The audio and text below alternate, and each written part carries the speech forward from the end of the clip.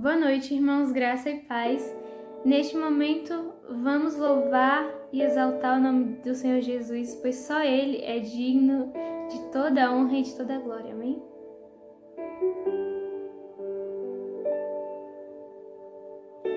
Tua voz me chama sobre as águas, onde os meus pés podem falhar. E ali te encontro no mistério, em meio ao mar, confiarei.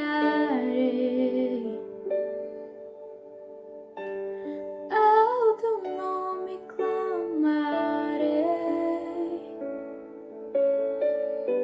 e além das ondas olharei. Se o mar crescer, somente em ti descansarei, pois eu sou teu e tu és meu.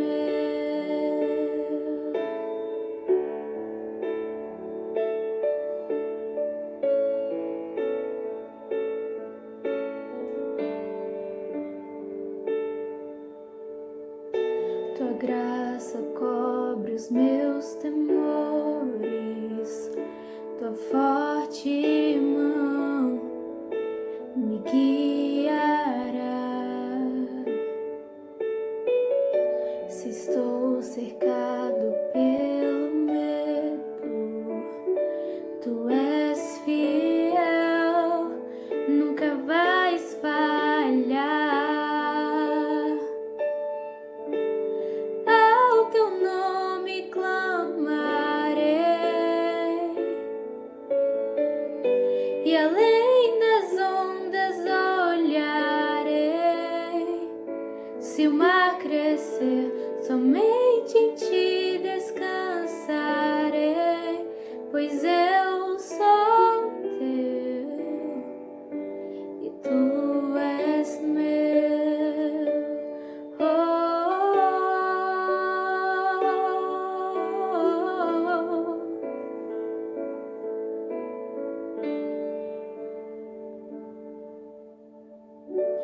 Guia-me para que em tudo em ti confie, sobre as águas eu caminhe, por onde quer que chames. Leva-me mais fundo do que já estive, e minha fé será mais firme, Senhor, em tua presença. Guia-me para que em tudo em ti confie, sobre as águas eu caminhe, por onde quer que chames. Leva-me mais fundo do que já estive, e minha fé será mais firme, Senhor, em tua presença. Oh, guia-me.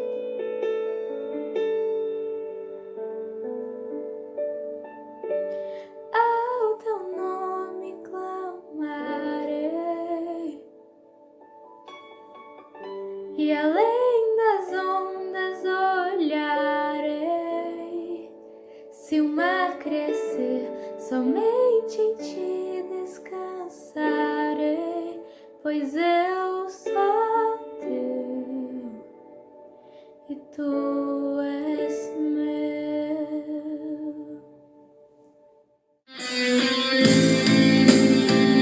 Caros irmãos, eu saúdo a todos com a paz do Senhor e convido a toda a igreja a louvar comigo esta canção que fala de algo que todos nós estamos precisando nesse momento: o milagre de Deus nas nossas vidas.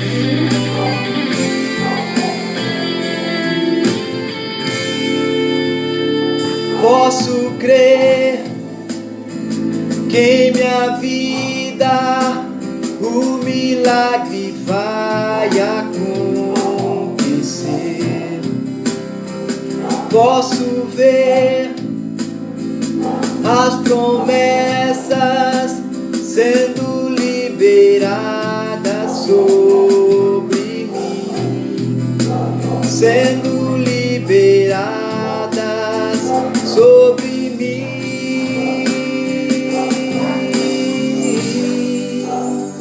Posso crer que em minha vida o milagre vai acontecer. Posso ver as promessas sendo liberadas sobre mim, sendo liberadas sobre mim.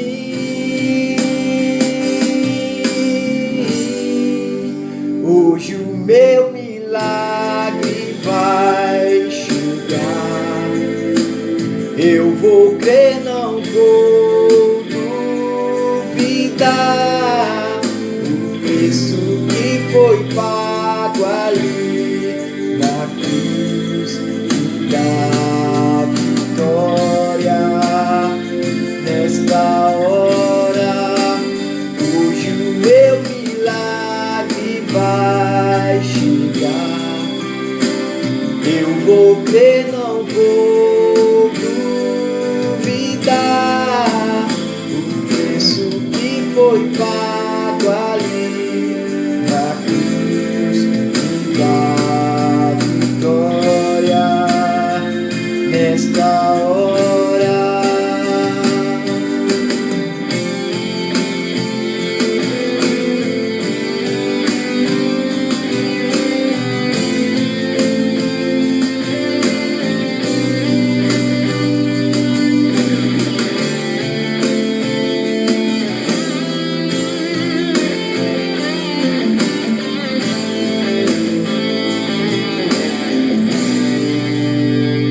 tua morte, tua cruz, teu sangue derramado no Calvário, está selado, foi consumado. Eu vivo hoje livre do pecado, vivo as promessas dos milagres.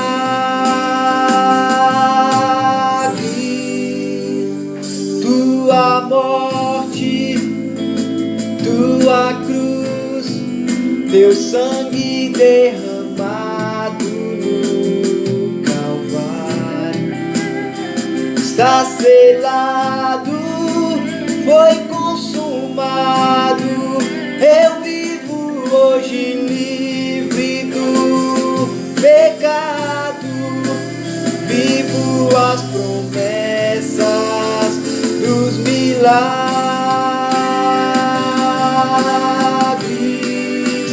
Hoje o meu milagre vai chegar.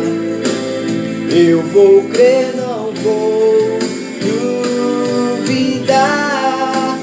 O preço que foi pago ali na cruz da vitória. Nesta hora da vitória. Nesta hora,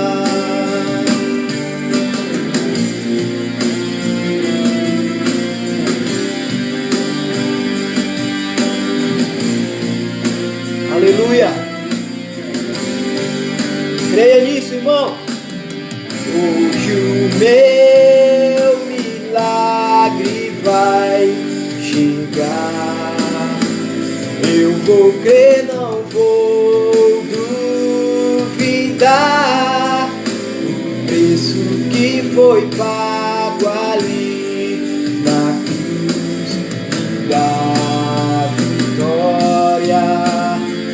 Nesta hora, hoje o meu milagre vai chegar. Eu vou crer, não vou duvidar. O preço que foi pago ali na cruz me dá vitória. Nesta hora me dá vitória. Nesta hora me dá vitória. Nesta hora me dá vitória. Nesta hora me dá vitória. Nesta hora me dá vitória. Nesta hora me dá vitória. Nesta hora me dá vitória.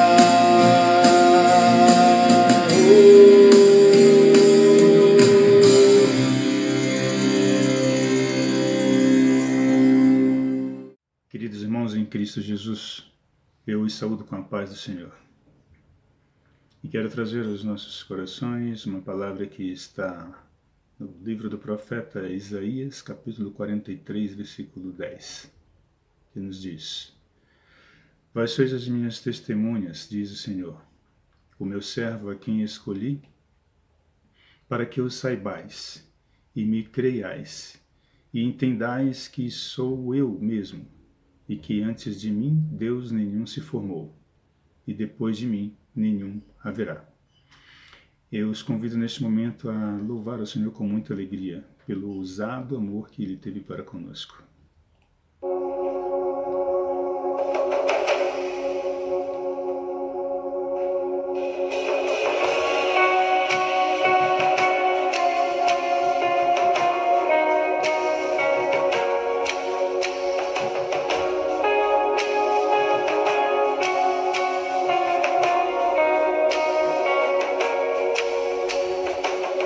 Antes de eu falar, tu cantavas sobre mim. Tu tens sido tão, tão bom pra mim.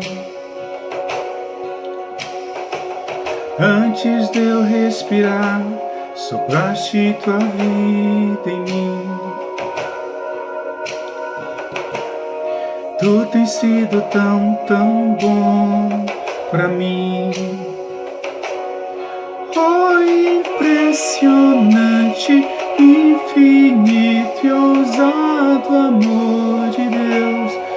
Oh, que deixa as 99 só pra me encontrar.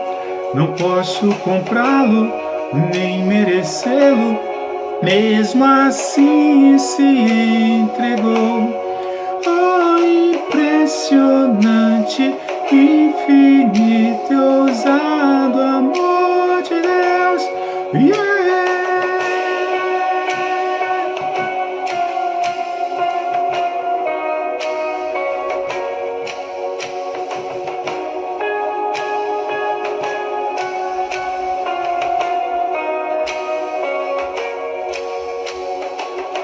Inimigo eu fui, mas teu amor lutou por mim.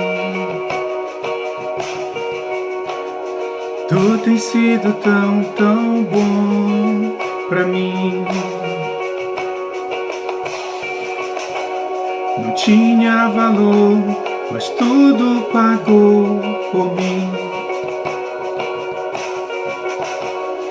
Tu tens sido tão, tão bom pra mim.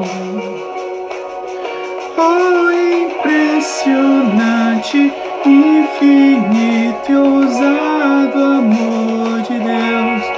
Oh, que deixa as 99 só pra me encontrar. Não posso comprá-lo, nem merecê-lo, mesmo assim se entregou. Oh, impressionante, infinito e ousado amor de Deus.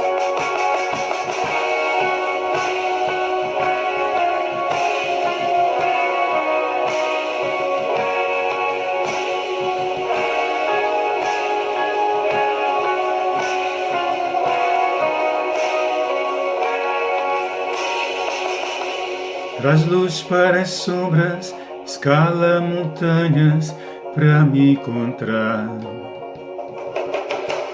Derruba muralhas, destrói as mentiras para me encontrar. Traz luz para as sombras, escala montanhas para me encontrar. Derruba muralhas, destrói as mentiras para me encontrar. Traz luz para as sombras, escala montanhas para me encontrar. Derruba muralhas, destrói as mentiras para me encontrar. Traz luz para as sombras, escala montanhas para me encontrar. Derruba muralhas, destrói as mentiras para me encontrar. Oh, impressionante, infinito e ousado amor de Deus. Oh, que deixa as 99 só pra me encontrar. Não posso comprá-lo, nem merecê-lo, mesmo assim se entregou. Oh, impressionante, infinito e ousado amor de Deus. Yeah.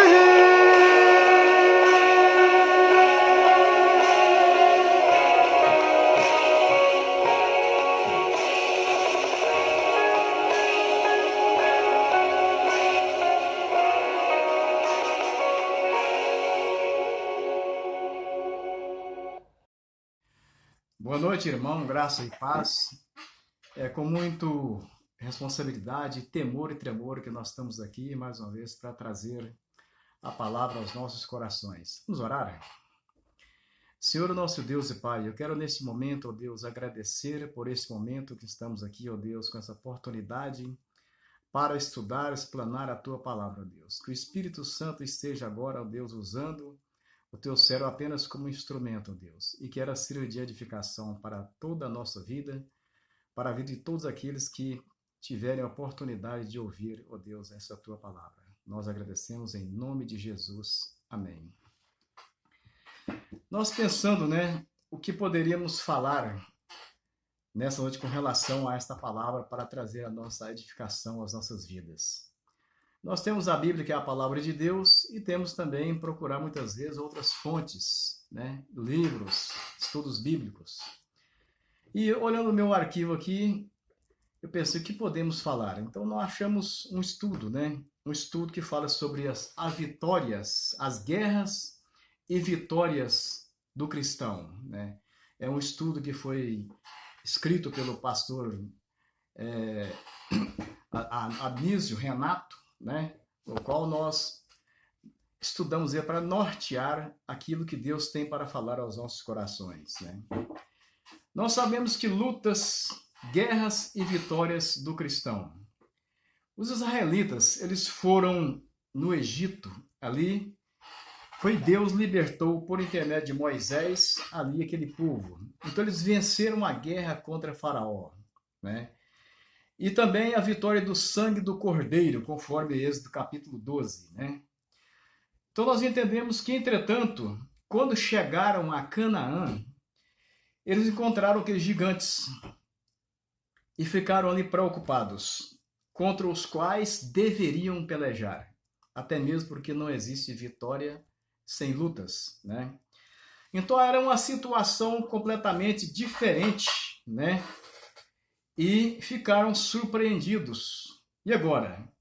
Imagino eles, que eles poderiam ter dito, Nosso problema antes era com os egípcios. Agora nós temos problemas com quem? Com os cananeus, Teremos que lutar. Eu não esperava por isso.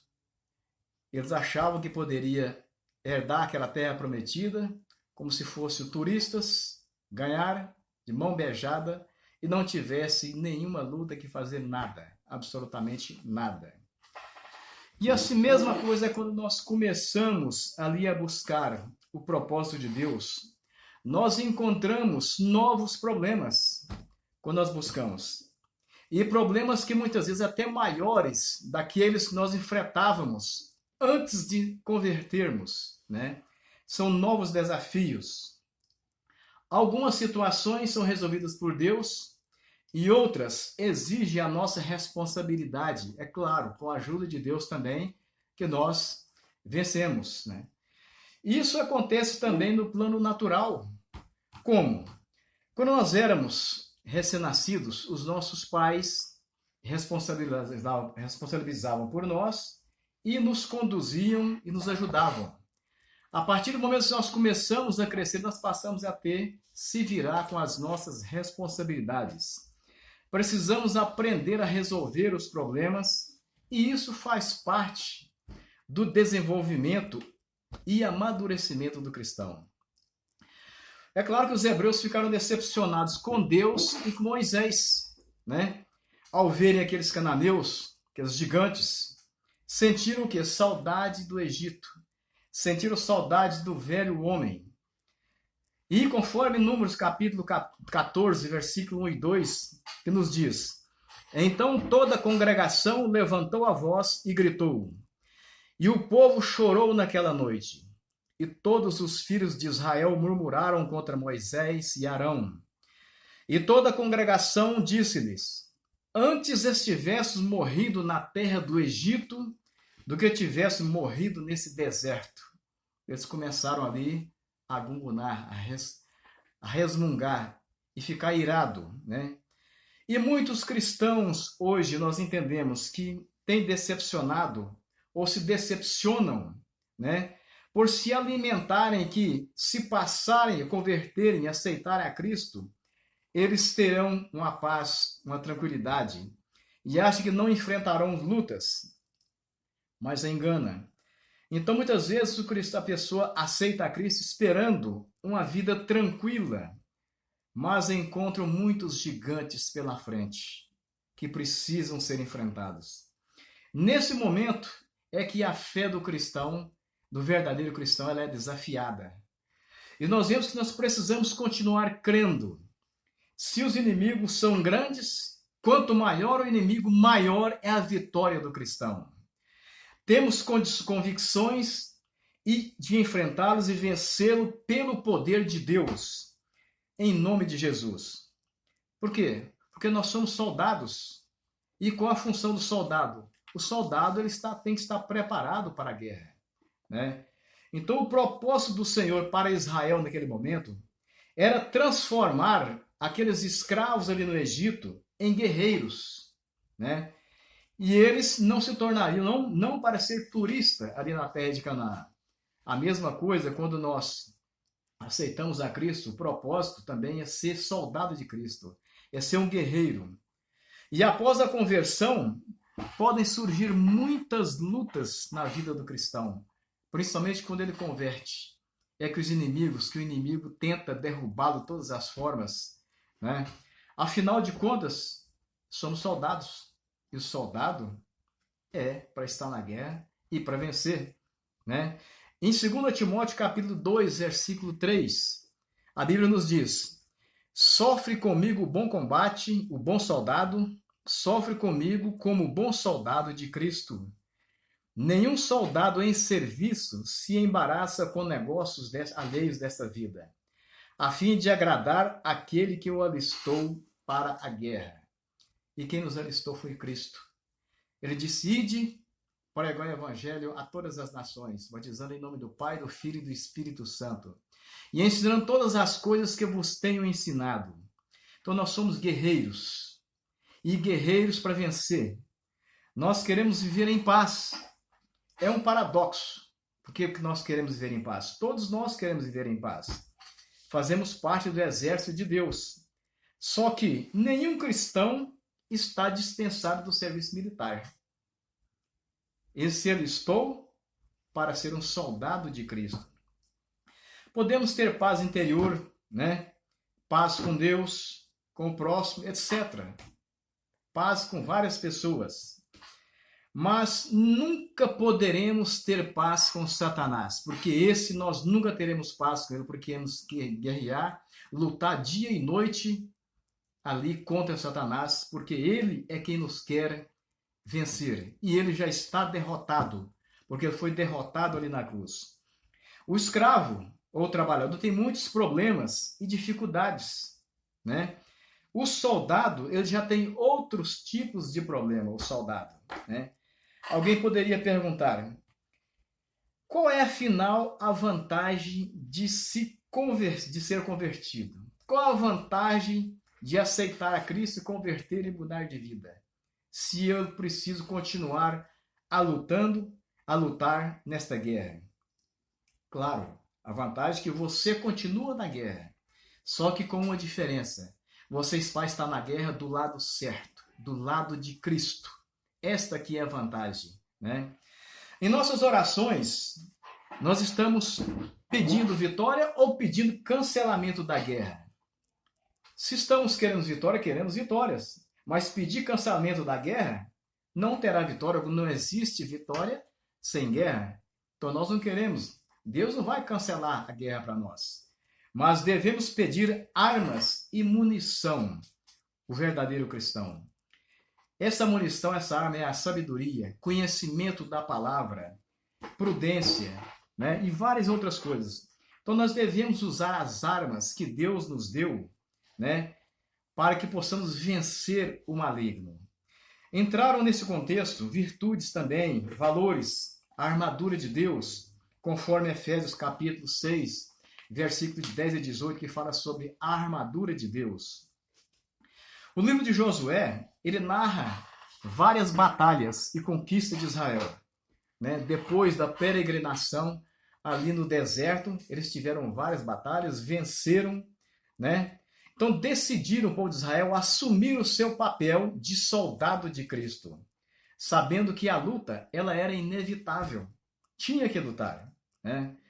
Então nós vemos que também em Juízes, que foi um período conturbado, onde havia desavenças, né? E muitas vezes o povo de Israel pecava e Deus levantava líderes, os inimigos começavam a oprimi-los, Deus levantava líderes para estar ali, assumir e fazer o seu pelotão de guerra e assim dar a vitória ao povo de Deus. Nós vemos que Deus, ele sempre levanta líderes. Nesse tempo, os israelitas estavam divididos. No livro de Juízes, nós podemos ler que vamos ver a história que eles estavam totalmente divididos, o povo de Deus, né? Chegando, inclusive, até brigar uns com os outros, os próprios irmãos, guerrearem uns com os outros, né? E os erros de guerra? Existem também os erros de guerra, que esse é perigo, né? A estratégia tem que ser bem planejada, caso contrário, a derrota é certa. Nós vemos que em todo esse cenário, né, é importante observarmos erros de guerra, né? Somos falíveis, somos falhos, somos humanos e às vezes erramos. Mas um erro na guerra, ela pode ser fatal, né? Alguns exemplos seriam, por exemplo, desertar, né? Ir para a batalha desarmado é um erro de guerra. Não saber usar as armas, outro erro. Enganar-se na identificação do inimigo ou usar uma estratégia ineficaz. Isso são erros de guerra, o qual o cristão deve tomar muito cuidado, né? E nós vemos que entre as ocorrências bíblicas, podemos citar, por exemplo, aí, Acã, a cobiça de Acã, que levou o povo de Israel à derrota, né? A pecar. Josué também, ele confiou nos gibeonitas que fingiram ser amigos dele, depois trouxeram problemas, né? Os gileaditas, né, combateram os eframitas, né? Embora todos pertencessem à mesma nação, eram irmãos. E, no entanto, a tribo de Gileade, com a tribo de Efraim, brigando uns com os outros. Em Juízes 13, Sansão também não soube discernir o inimigo, né? Por causa aquela aparência de Dalila. Então ali foi um pecado sexual. Então entra ali o pecado sexual. o qual também trouxe a derrota, por não saber e não conhecer o inimigo, né? Então, os erros de guerra acarretam muitas derrotas que poderiam ser evitadas. Como você identifica seu inimigo, né? Em qualquer guerra, é fundamental que você conheça as partes e sejam bem identificadas. Por exemplo, quando se diz que determinado país vai guerrear com outro, a primeira pergunta vem: guerrear com quem? Qual o país que nós vamos guerrear? Porque ele precisa traçar estratégias. Por quê? Ele não sabe como é aquele país, se ele é forte, se não é. Então precisa de estratégias. Quando acontece uma guerra civil, por exemplo, que é muito dolorido, né? Porque é uma guerra interna, em que as próprias pessoas do próprio país matam uns aos outros, né? E será que isso acontece entre os irmãos da igreja? Será que acontece guerra dentro da igreja? Identifique seu inimigo. Está escrito lá em Efésios capítulo 6, versículo 12. Não é contra carne e sangue que temos que lutar, mas sim contra os principados, contra as potestades, contra os príncipes das trevas deste século, contra as hostes espirituais da maldade nas regiões celestiais. O nosso inimigo não é a nossa sogra, não é o nosso irmão, não é o nosso vizinho, não é o nosso colega de serviço, não é o irmão da igreja. O nosso inimigo não é o homem, né? Então não são seus propósitos, não são seus familiares. Conforme está escrito em Mateus 10:36, verifica-se ali uma distorção causada pelo pecado, pois não é este o propósito de Deus para a família. Não é estar em pé de guerra a família. Então existe uma realidade espiritual que está na nossa frente e muitos problemas e conflitos naturais. Satanás e seus demônios estão agindo, embora nós não podemos generalizar que tudo seja espiritual. Muitas vezes você passa, leva um tropeção, aí é o diabo, é o Satanás. Você passa, esbarra no copo, o copo cai e quebra, é o Satanás. Não, isso não pode ser espiritualizado, né? Não pode generalizar. Quantas vezes nós deixamos de lutar contra os poderes das hostes celestiais, os poderes malignos das trevas, e investimos contra os próprios seres humanos, né? A quem nós deveríamos amar. Podemos denunciar heresias, é claro. Muitas vezes, quando alguma pessoa, um irmão, vem trazer alguma heresia, deturpando a doutrina da igreja, é claro que nós temos que combatê-lo, temos que lutar contra ele e não admitir, né? Mas não é para isso que Deus nos chamou, para lutar, né? Nem lutar, nem combater igrejas tal, igreja tal, denominações tal, não. Deus nos chamou para levar o evangelho, testemunhar de Cristo. Quando os gileaditas combatiam seus irmãos, ali os eframitas, eles, quando pegavam um homem daqueles lá, dos eframitas, ou não, eles teriam que identificar. E o que acontecia? Eles pediam para ele falar uma palavra que chama sibolete, né? Que em grego, no hebraico, significa rio. Se aquele que eles pegaram falasse shibolete, imediatamente era executado porque não era um efraimita, né? Então nós vemos que pequenas diferenças muitas vezes podem causar um grande prejuízo a nós e também até a igreja. Então, meus irmãos, nós não devemos ser suficiente para que não nos tornemos adversários. Enquanto lutamos uns contra os outros, o verdadeiro inimigo, que é o Satanás, ele começa a prosperar. Ele começa a ter vitória quando nós estamos lutando uns com os outros, né? E nós sabemos que quando estamos em guerra uns com os outros, nós estamos facilitando o intento de Satanás e permitindo que ele seja vitorioso. Lutas desnecessárias, quantas vezes, né? Algumas vezes nós entramos em guerra que não são nossas E às vezes pode até ser correto. Às vezes a guerra não é nossa, mas é necessário. Como aconteceu, por exemplo, quando Abraão foi ali resgatar Ló. Abraão não tinha nada a ver com o problema, mas foi necessário, ele foi lá, entrou naquela batalha e resgatou Ló. Mas é preciso ter discernimento para que não vivamos assumindo problemas dos outros, problemas que não têm nada a ver, que não pertencem a nós. Né? Quando Ló precisou de sair de Sodoma, Abraão não foi buscá-lo. Foi anjos, Deus que mandou buscá-lo, quando Ló precisou de sair de Sodoma. Então o pecado, ele nos coloca em lutas que não fazem parte do propósito de Deus para as nossas vidas. São guerras, né, desnecessárias. Por exemplo, sexo fora do casamento, prostituição, adultério. O que podem trazer? O sexo fora do casamento podem trazer doenças venéreas, pode trazer um filho indesejável, né? Gravidez indesejável, divórcio, pensão alimentícia, tudo por causa de quê? Por causa de situações que poderiam ser evitadas. Então, algumas delas, depois de estabelecidas, muitas vezes, elas ficam eternamente, não podem nem ser eliminadas. Né? Por quê? Por causa do pecado. Então, nós temos que saber usar as nossas armas. Em nossas pelejas, podemos estar utilizando, muitas vezes, armas erradas. Se alguém, por exemplo, se alguém nos maldiz, nós vamos maldizê-lo também? Se alguém nos ofende, nós vamos ofendê-lo também com a mesma arma, né? Se alguém nos calunia, nós vamos caluniá-lo também, né?